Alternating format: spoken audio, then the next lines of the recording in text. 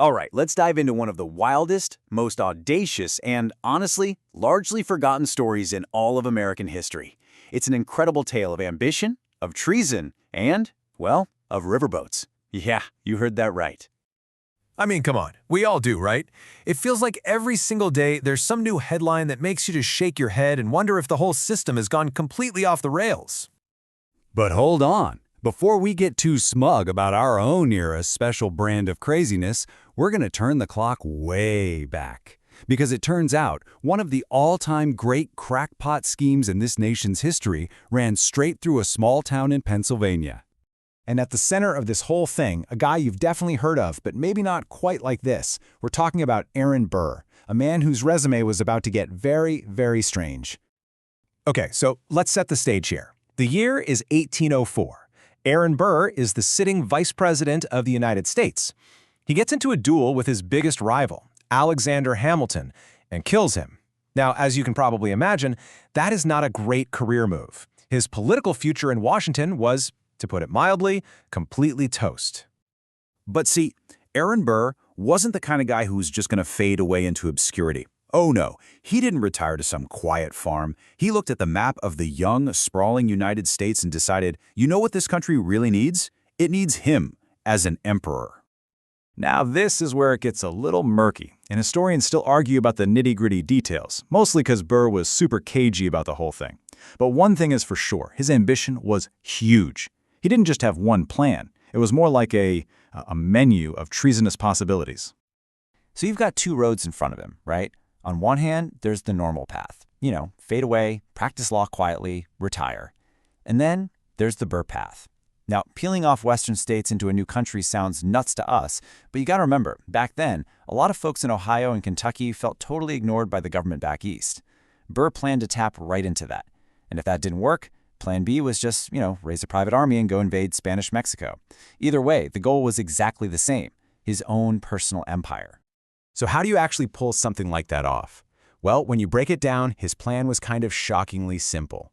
You start by building a secret fleet of boats, you get your guys and your guns, you float down the river system, and then you create a new empire. Simple, right?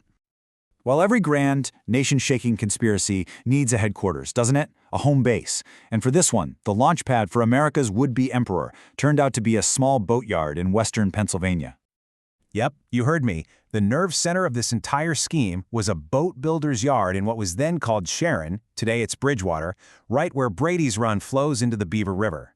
This wasn't some abstract idea being whispered about in a faraway city. It was happening right there, with actual hammers and saws. And don't think for a second Burr was just directing this from afar. Oh no, he was a hands-on kind of guy. We know for a fact that he made at least 2 trips out to the boatyard himself to check on the progress. He was basically the project manager for his own potential treason. And you can just feel the secrecy here, the high stakes.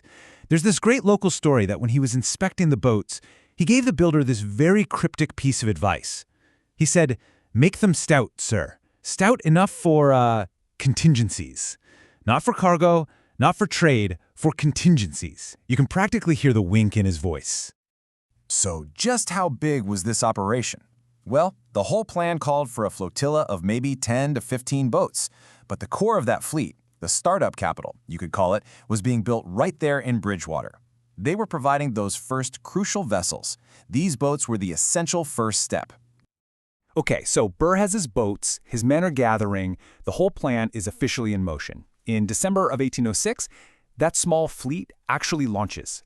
But, and there's always a but in stories like this. Like so many great conspiracies, this one had a fatal flaw. Burr trusted the wrong person. And man, look how fast it all unraveled. The flotilla launches in December 1806, just as Burr's vision is starting to become a reality. But at almost the exact same time, his most important co-conspirator, General Wilkinson, betrays him, sending a letter straight to President Jefferson exposing the entire plot. The whole expedition just falls apart midstream, and by early 1807, Burr is a fugitive on the run. And get this, who was this associate? None other than General James Wilkinson, the actual commanding general of the entire U.S. Army.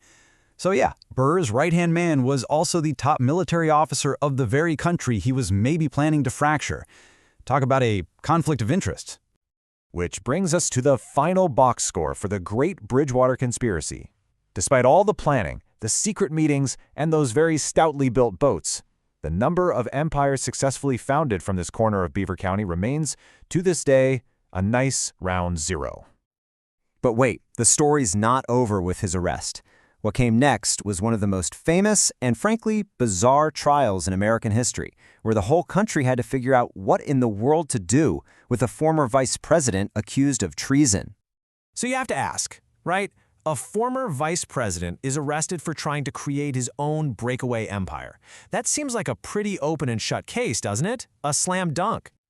Wrong. He was acquitted, and the reasons why are fascinating. First, the Constitution has a super specific definition of treason. It requires an overt act of war. Since Burr never actually invaded anything, his lawyers argued he hadn't crossed that line. And second, the star witness against him, General Wilkinson, was such a shady and untrustworthy character that his testimony completely fell apart on the stand. So the whole thing just fizzled out. And it leaves us with this incredible takeaway. The next time you're watching the news and thinking things just cannot possibly get any stranger, just remember this story. History is full of wild schemes, and sometimes they're happening in the most unexpected places.